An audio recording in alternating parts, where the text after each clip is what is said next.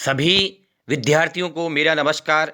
प्यारे विद्यार्थियों, बेटा अतीत में दबे पांव जिस पाठ के लेखक ओम थानवी जी हैं उसका आज आगे गद्यांश पढ़ते हैं। बेटा एक बार फिर आपको बता दूं, कल की वीडियो में मैंने आपको पेज नंबर 37 तक समझा दिया था और आपको पाठ का परिचय भी कराया था। तो एक बार पुनः आपको बता दूं कि यह पाठ एक यात्रा का विवरण है, यानी कि ओम थानवी जी उस टीम के साथ वहाँ पर गए थे जिस टीम ने पाकिस्तान के सिंध प्रांत में स्थित मोहनजोदड़ो और हड़प्पा की खुदाई की थी और वहाँ पर एक सभ्यता का आगाज़ हुआ था कि वहाँ पर कोई सभ्यता रहती थी। ये कैसे पता चला उनको? जब उन्होंने वहाँ पर खुदाई करवाई तो पता चला। खुदाई में जो मैंने आपको कल दिखाए थे, बहुत सारे डायग्राम हैं, आप अभी देख सकते हैं। ये जो मोहनजोदड़ो की एक गली है, इस प्रकार के टूटे फूटे खंडर लेकिन इतने मजबूत के साथ वहाँ पाए गए, इतनी मजबूती के साथ पाए गए कि उससे यह पता चला कि उस समय से, यानी जब ये टीम वहाँ पर गई होगी, इन्होंने खुदाई की होगी, उस समय से और 5000 साल पहले की वो बस्ती बसी हुई थी। कहाँ पर? पाकिस्तान के सिंध प्रांत में मोहनजोदड़ो और हड़प्पा में ये दो ऐतिहासिक नगर हैं, उनकी ये एक कथा है। यात्रा वृत्तांत मानी यात्रा का विवरण। ये आप देख रहे हैं, कल मैं आपको बता चुका था कि 33 फीट चौड़ी सड़क के वहाँ नमूने मिले हैं, अनेकों ऐसे अवशेष वहाँ पर मिले हैं, अनेकों ऐसे दस्तावेज प्रमाण वहाँ पर मिले हैं जो कि टीम के द्वारा खुदाई में साक्ष्य मिले हैं। उसके आधार पर उन्होंने जिस प्रकार इस यात्रा को देखा है उसकी एक रिपोर्ट हमें बताई है। यह पाठ एक ऐतिहासिक है, हिस्ट्री का टॉपिक है, लेकिन हिंदी साहित्य में इसलिए रखा गया है ताकि आप साहित्य के माध्यम से भी देश के इतिहास को जानें, देश की वास्तुकला को जानें, स्थापत्य कला को जानें। ऐसा ये लेखक का प्रयास है। अब देखते हैं बेटा आगे क्या होता है लेसन में। पेज नंबर 37 तक पढ़ चुके थे, आज पेज नंबर 38। आप एक किताब बेटा ओपन कर लें। मौसम जाड़े का था पर दोपहर की धूप बहुत कड़ी थी, सारे आलम को जैसे एक फीके रंग में रंगने की कोशिश करती हुई। यानी कि लेखक ओम थानवी जी अब वहाँ पर जो मौसम कैसा है, क्या उन्होंने देखा है, उस चीज़ का विवरण दे रहे हैं। कह रहे हैं यह इलाका राजस्थान से बहुत मिलता जुलता है। कौन सा इलाका? मोहनजोदड़ो। उन्होंने राजस्थान की चर्चा क्यों की है? मूलतः ओम थानवी जी राजस्थान से बिलोंग करते हैं और राजस्थान से इन्होंने अपनी शिक्षा ग्रहण की है और यहाँ पर रहते हुए इन्होंने विभिन्न प्रकार के पर्यावरण से जुड़े हुए मुद्दों पर लेख लिखे हैं। राजस्थान में आप जानते हैं पानी की समस्या होती है, तो इन्होंने पर्यावरण से जुड़े हुए और जल की समस्या से जुड़े हुए मुद्दों पर अपने लेख लिखे हैं। इसलिए ये कह रहे हैं यह इलाका राजस्थान से बहुत मिलता जुलता है। रेत के टीले नहीं हैं, खेतों का हरापन यहाँ है, मगर बाकी वही खुला आकाश, सूना परिवेश, परिवेश बनी माहौल, वातावरण, धूल, बबूल, कीकर के लिए बोलते हैं बबूल जो है, और ज़्यादा ठंड, ज़्यादा गर्मी।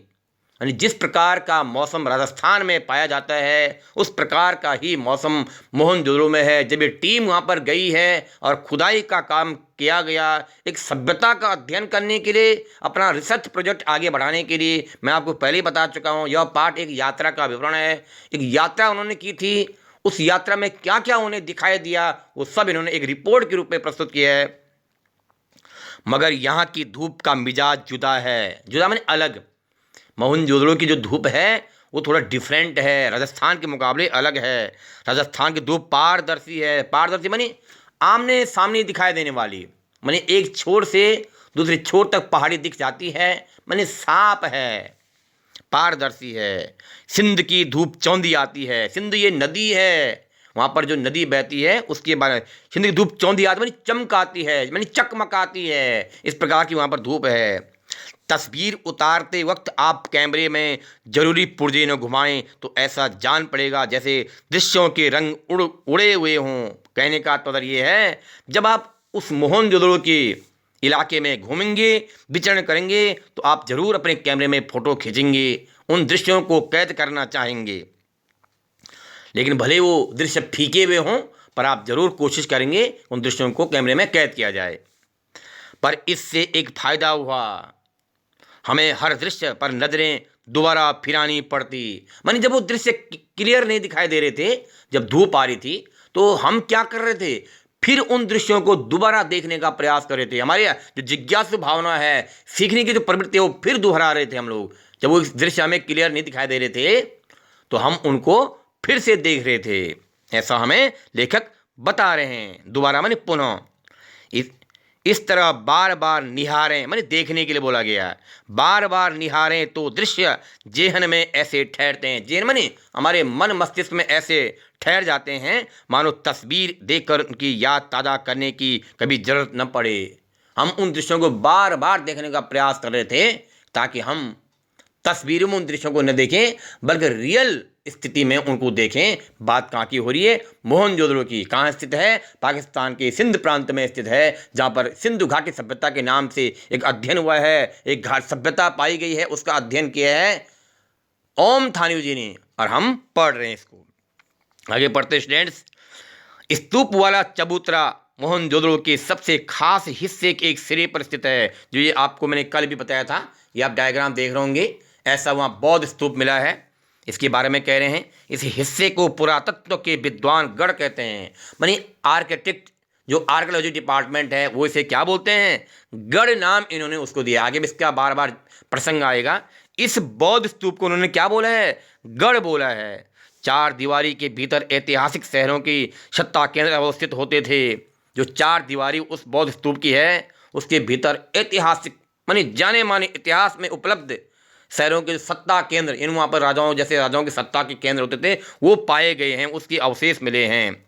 चाहे वो राज सत्ता हो या धर्म सत्ता हो, चाहे वह राजाओं की सत्ता रही हो या धार्मिक सत्ता रही हो, लेकिन इस बात के अवशेष वहाँ पर मिले हैं, उस बौद्ध स्तूप में मिले हैं।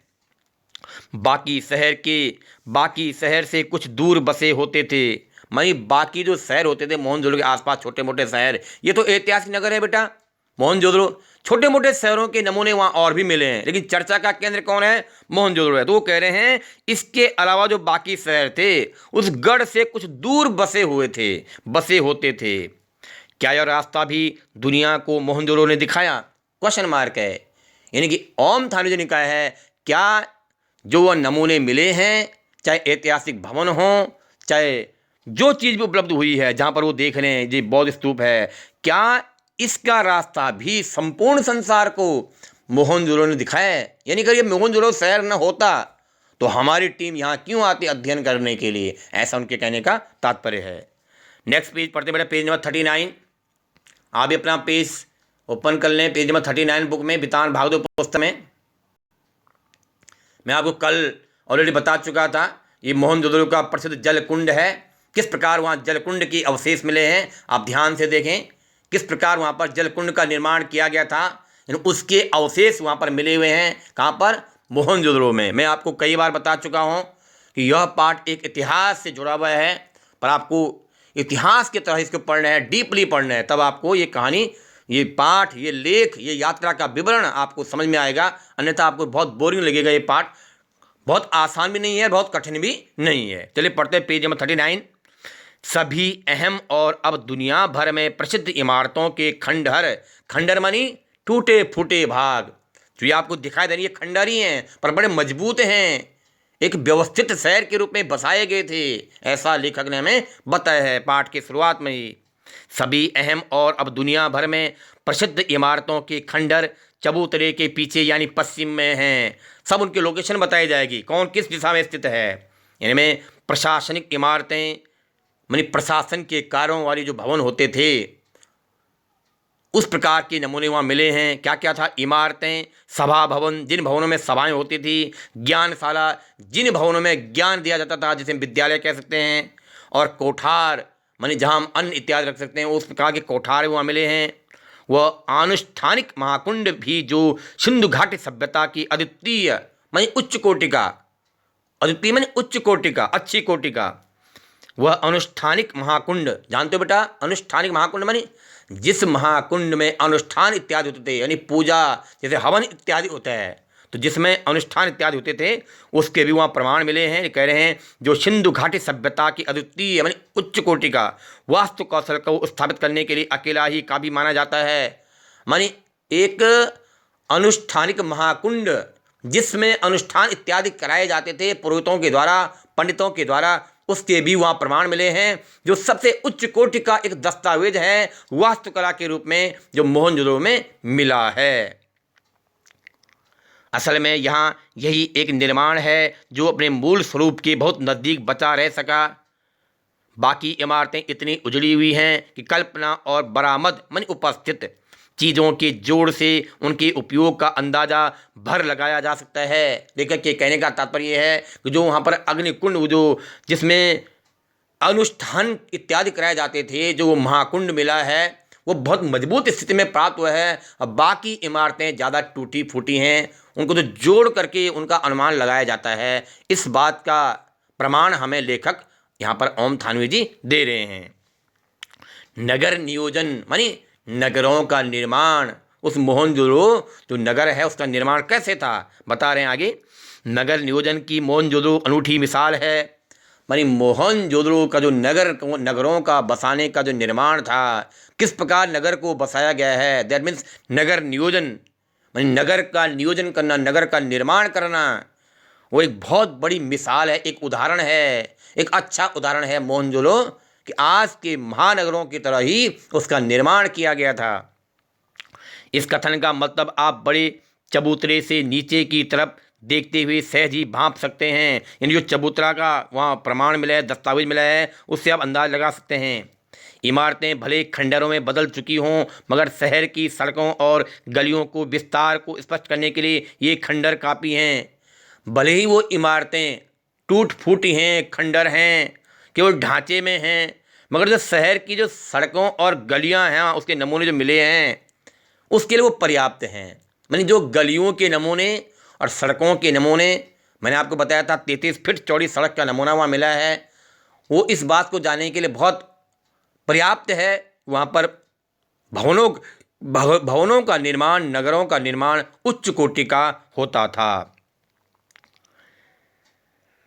यहाँ की कमोबेश सारी सड़कें सीधी हैं या फिर आड़ी, माने कम अधिक जो सड़कें हैं, कमोबेश पर कम अधिक सड़कें जो हैं वो या तो सीधी हैं या फिर आड़ी हैं। आज वास्तुकार इसे ग्रिड प्लान कहते हैं। आज की सेक्टर मार्का कॉलोनियों में हमें आधा सीधा नियोजन बहुत मिलता है, लेकिन वह रहन सहन को नीरस बनाता है, माने बोझिल बनाता है, नीरस माने रसहीन बनाता है, आनंद से हीन बनाता है। शहरों में नियोजन के नाम पर भी हमें अराजकता ज़्यादा हाथ लगती है। मानी वर्तमान में वो सुविधा हमें कम दिखाई देती है जो तत्कालीन समय में मोहनजोदड़ो में उपलब्ध थी। यानी मोहनजोदड़ो में कुछ ही सड़कें आड़ी थी, बाकी सब सीधी सड़कें थी, जबकि आज ऐसा कम पाया जाता है। मानी कहने का तात्पर्य लेखक का ये है कि आज के मुकाबले लगभग 5000 साल पहले मोहनजोदड़ो में जो नगरों का निर्माण था उसमें जो सड़कों की व्यवस्था थी वह बहुत ही अच्छी थी। भवनों की जो निर्माण था वो बहुत अच्छे ढंग से कराया गया था, चाहे भले वो खंडर हों, पर आज वो उदाहरण के लिए हैं, एक मिसाल हैं। अब उन्होंने उदाहरण दिया है, मैंने आपको कल की वीडियो में बताया था, कुछ अन्य सभ्यताओं के बारे में भी यहाँ पे तुलना की गई है। जैसे कल की वीडियो में पढ़ा था, ये सिंधु घाटी सभ्यता का अध्ययन करते करते भारत की तुलना कहाँ की गई थी, किन सभ्यताओं से की गई थी? इराक में स्थित मिस्र और मेसोपोटामिया की सभ्यताओं से तुलना की थी। ऐसी आज कह रहे हैं, आगे कह रहे हैं, ब्रासीलिया या चंडीगढ़ और इस्लामाबाद ग्रिड शैली के शहर हैं जो आधुनिक नगर नियोजन के प्रतिमान ठहराए जाते हैं। माने जिस प्रकार ब्राज़ील में, चंडीगढ़ में, इस्लामाबाद में ग्रिड शैली के तहत उन नगरों का निर्माण कराया गया था, वैसा ही उस मोहनजोदड़ो शहर में भी उन भवनों का निर्माण की व्यवस्था कराई गई थी। लेकिन उनकी बसावट शहर के खुद विकसने का कितना अवकाश छोड़ती है, इस पर बहुत शंका प्रकट की जाती है। इन आधुनिक शहरों में भी आज थोड़ा सा डाउट होता है, शंका होती है, पर मोहनजोदड़ो के निर्माण को देखते हुए हमें कोई संदेह नहीं हो रहा है। यद्यपि हमें खंडर दिखाई दे रहे हैं, पर बड़ी मजबूती के साथ हैं वो, और बड़े नियोजन के साथ दिखाई दे रहे हैं उनके अवशेष। उतनी व्यवस्था ब्राज़ील, चंडीगढ़, इस्लामाबाद में भी नहीं थी। मोहनजोदड़ो की साक्षर सभ्यता एक सुसंस्कृत समाज की स्थापना थी। अब इस बात के वहाँ पे नमूने मिले हैं कि वो साक्षर थे, मतलब लिटरेट थे, पढ़े लिखे थे, सुसंस्कृत, संस्कृत से युक्त थी वो सभ्यता। लेकिन उसमें नगर नियोजन और वास्तुकला की आखिर कितनी भूमिका थी? आखिर उस मोहनजोदड़ो में नगरों का निर्माण करने की जो व्यवस्था थी और वास्तुकला चमकने दमकने की जो व्यवस्था थी, कितनी भूमिका थी उसकी, इसका आगे परिचय कराएंगे ओम थानवी जी। स्तूप वाले चबूतरे के पीछे बार बार बड़े स्तूप का नाम आ रहा है, ये बौद्ध स्तूप की बात की जा रही है, आप लोग कन्फ्यूज ना हो। वहाँ पर कहाँ पर? मोहनजोदड़ो में एक बौद्ध स्तूप का निर्माण के अवशेष मिले हैं। और एक बार फिर दिखा देते हैं आपको, ये देख लिए आप। चलिए पढ़ते हैं आगे। स्तूप वाले चबूतरे के पीछे गढ़ और ठीक सामने उच्च वर्ग की बस्ती है, जिसे हमने बताया था अभी, उसे गढ़ नाम दिया गया है। और एक उच्च वर्ग की बस्ती भी वहाँ, उसके भी नमूने मिले हैं। उसके पीछे 5 किलोमीटर दूर सिंधु बहती है, अंडरलाइन कर दें, सिंधु नदी की बात की जा रही है। उसके 5 किलोमीटर पीछे कौन सी नदी है? सिंधु नदी बहती है। पूरब की इस बस्ती से दक्षिण की तरफ नज़र दौड़ाते हुए पूरा पीछे घूम जाएं तो आपको मोहनजोदड़ो के खंडहर हर जगह दिखाई देंगे। जैसी पूरब की इस बस्ती से दक्षिण की तरफ हम नज़र घुमाते हैं, जहाँ जहाँ दिखाई देते हैं, क्या दिखाई देते हैं? मोहनजोदड़ो के वो खंडहर दिखाई देते हैं, जहाँ कभी बस्ती बसी हुई थी। उस शहर का नाम क्या है? मोहनजोदड़ो। उसका शाब्दिक अर्थ क्या बोला जाता है? मुर्दों का टीला। पाठ के प्रारंभ में ही मैंने आपको बताया था कि मोहनजोदड़ो का शाब्दिक अर्थ क्या है? मुर्दों का टीला। दक्षिण में जो टूटे फूटे घरों का जमघट है, वह कामगारों की बस्ती है, कहा जा सकता है इतर वर्ग की, मैं कुछ दूसरे वर्ग की भी वहाँ बस्ती है। एक उच्च वर्ग की बस्ती है और एक कामगार की बस्ती है, जो निम्न वर्ग की हैं। संपन्न समाज में वर्ग भी होंगे, इससे उन्होंने अनुमान लगाया है उस प्रकार के संपन्न समाज में वहाँ अलग अलग वर्ग भी रहे होंगे, जैसे आज होते हैं उच्च वर्ग निम्न वर्ग, वैसे ही वहाँ पर भी थे। इस बात के नमूने वहाँ मिले हैं। लेकिन क्या निम्न वर्ग यहाँ नहीं थी? कहते हैं निम्न वर्ग के घर इतने मजबूत सामग्री के नहीं रहे होंगे 5000 साल टिक सकें, लेकिन उसके इतने पर्याप्त नमूने नहीं मिले हैं। वो भवनों का निर्माण इतने अच्छे ढंग से नहीं किया। किनके? निम्न वर्ग के भवन जो रहे होंगे उसके नमूने वहाँ कम मिले हैं, क्योंकि वो इतने अच्छे ढंग से नहीं बनाए होंगे, वो जल्दी से टूट गए थे, उनके खंडहर नहीं मिले हैं। उनकी बस्तियाँ और दूर रही होंगी। यह भी है कि 100 साल में अब तक इस इलाके के 1/3 हिस्से की खुदाई ही हो पाई है, अब वह भी बंद हो चुकी है। इन्हें लेखक ओम थानवी में बता रहे हैं। एक बार उन्होंने यहाँ पे बताई है कि जो निम्न वर्ग की बस्तियाँ थी वो इतनी मजबूती के साथ नहीं बसी हुई थी कि 5000 साल तक टिक सकें। और आगे वो कह रहे हैं कि 100 साल में जो अब तक इस इलाके में 1/3 जो खुदाई हुई है वह अब बंद हो चुकी है, ऐसा हमें ओम थानवी जी कह रहे हैं। जो जो खुदाई में मिला है वो हमें बताते जा रहे हैं। अब आगे कह रहे हैं, हम पहले स्तूप के टीले से महाकुंड के बिहार की दशा में उतरे। बिहार घूमने से मतलब है चहल पहल करना, घूमना टहलना। दाएं तरफ एक लंबी गली दिखती है, इसके आगे महाकुंड है। जहाँ जहाँ वो भ्रमण कर रहे हैं, जहाँ जहाँ वो घूम रहे हैं, जो जो दस्तावेज उन्हें मिल रहे हैं, किनको? ओम थानवी और उनकी टीम को। जहाँ जहाँ खुदाई हुई है, उनका रिसर्च प्रोजेक्ट है, ये एक यात्रा का विवरण है। ये उन्होंने यात्रा के आधार पर, यानी मोहनजोदड़ो और हड़प्पा की यात्रा के आधार पर जो खुदाई में प्राप्त हुआ उसके बारे में वो हमें बताते जा रहे हैं। क्या कह रहे हैं? हम पहले स्तूप के टीले से, कौन सा स्तूप? बौद्ध स्तूप।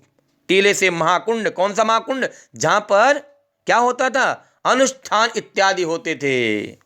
महाकुंड के बिहार की दिशा में उतरे, जहाँ घूमने के लिए है। उसके दाईं तरफ एक लंबी गली दिखती है, इसके आगे महाकुंड है। पता नहीं सायास है, मानी प्रयास के साथ है, या संयोग कि धरोहर के प्रबंधकों ने उस गली का नाम देव मार्ग रखा। उस गली का नाम क्या रखा है? देव मार्ग। क्यों रखा? क्योंकि वहाँ पर अनुष्ठान इत्यादि कराए जाते थे, पूजा इत्यादि का कार्य कराया जाता था, बड़े बड़े अनुष्ठान होते थे। इस बात के वहाँ पर साक्ष्य मिले, प्रमाण मिले। इसलिए उन लोगों ने, उन प्रबंधकों ने, उन मैनेजमेंट के मेंबरों ने उस संस्था के मेंबरों ने उनको क्या बोला है, उस गली का नाम क्या दिया है, देव मार्ग बोला है, डिविनिटी स्ट्रीट बोला है।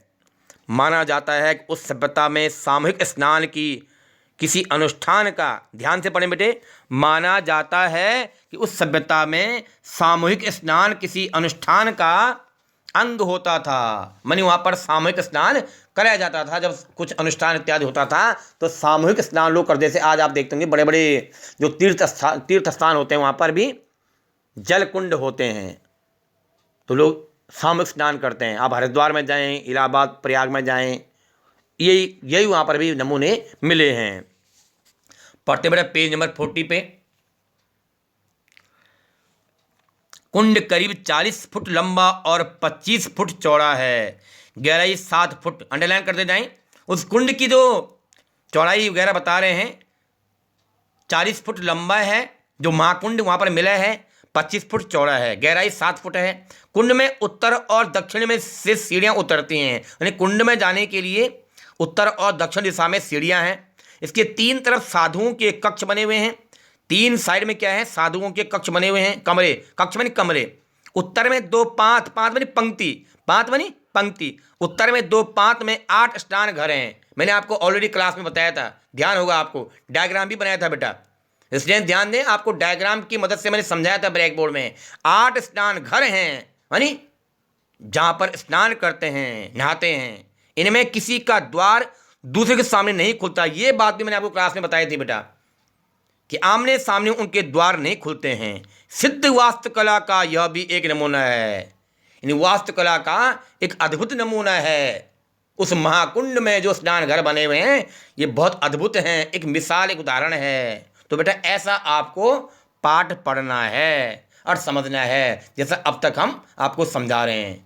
तो इससे आगे हम कल पढ़ेंगे। आपको डायग्राम दिखाई दे रहा होगा, मोहनजोदड़ो का प्रसिद्ध जल कुंड डायग्राम आप देख रहे हैं। तो इसके बारे में हम समझा चुके हैं। इसके आगे हम आपको कल बताएंगे, कल समझाएंगे क्या क्या है और क्या क्या इसमें आगे बताया जाएगा। ये हम नेक्स्ट वीडियो में पढ़ेंगे। यहाँ तक कोई भी समस्या आपको हो तो आप हमें प्रश्न अवश्य पूछें। धन्यवाद।